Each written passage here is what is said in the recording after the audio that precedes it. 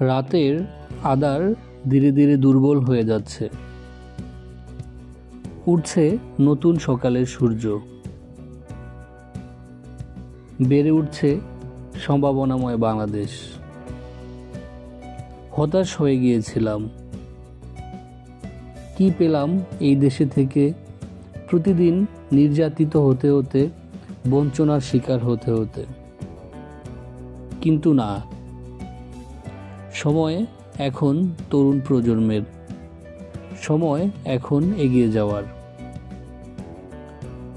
শত শহীদের রক্তের বিনিময়ে, শত ভাইয়ের জলাঞ্জলির বিনিময়ে, তাদের আত্মত্যাগের বিনিময়ে আজকের এই বাংলা দ্বিতীয়বার স্বাধীন হলো। আমরা পেয়েছি মুক্ত বাংলা। এই বাংলার অলিতে গলিতেই আমরা বেড়ে উঠেছি। এই বাংলার বাতাস আমরা নিয়ে বেঁচে আছি।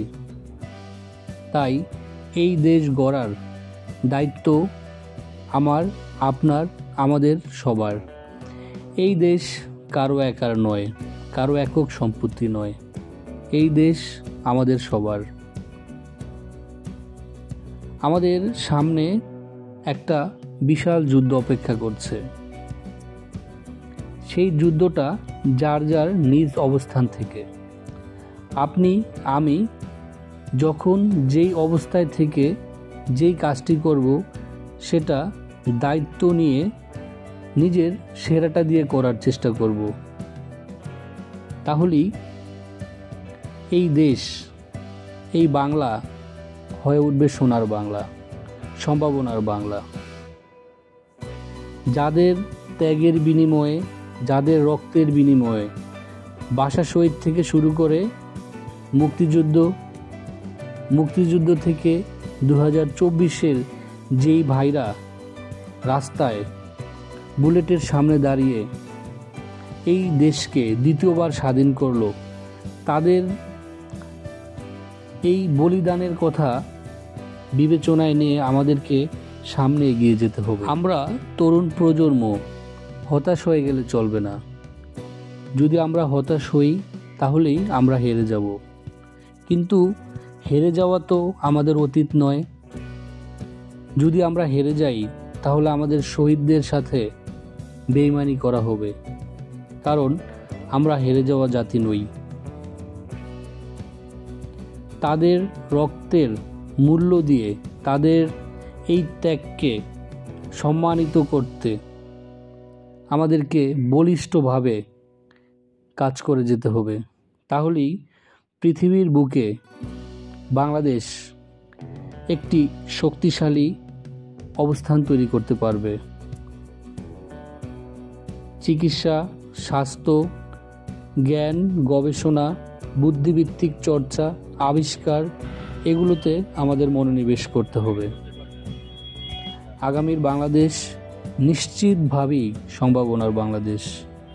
আগামীর বাংলাদেশ তরুণ প্রজন্মের বাংলাদেশ। তাই জয় ব্যতীত এখানে কিছু নেই। বিজয় আমাদের সুনিশ্চিত, ইনশাআল্লাহ।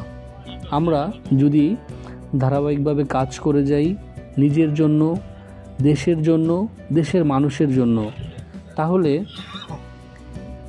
পৃথিবীর বুকে আজকে বাংলাদেশ যে অবস্থানে আছে তার চেয়ে কয়েক গুণ শক্তিশালীভাবে নিজের অবস্থান সবাইকে জানান দিতে পারবে। আমাদের তরুণ প্রজন্মের লেখাপড়ার প্রতি বিশেষ জোর দিতে হবে। যেই জাতি যত শিক্ষিত, সেই জাতির উন্নতি করার সম্ভাবনা তত বেশি। অনেক দুর্যোগ আমরা পার করেছি, অনেক সংগ্রাম আমরা করেছি। সংগ্রাম করেই আজকের এই অবস্থানে। আজকের এই অবস্থানে বাংলাদেশ আসার জন্য যেসব নেতা, মহান নেতা ভূমিকা রেখেছেন, সে যেই দলেরই হোক, তার প্রতি রইল তরুণ প্রজন্মের রক্তিম ভালোবাসা এবং আন্তরিক শ্রদ্ধা।